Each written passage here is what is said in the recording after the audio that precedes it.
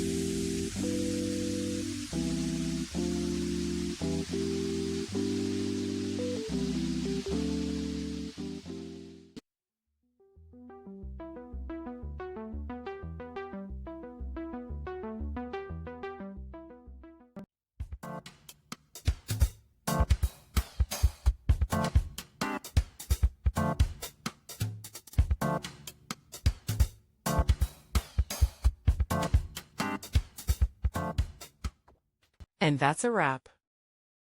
I hope you found the answer you were looking for. If you did, take a second to hit that subscribe button. It really helps out. And let me know in the comments which solution worked best for you. See you next time in the debug zone.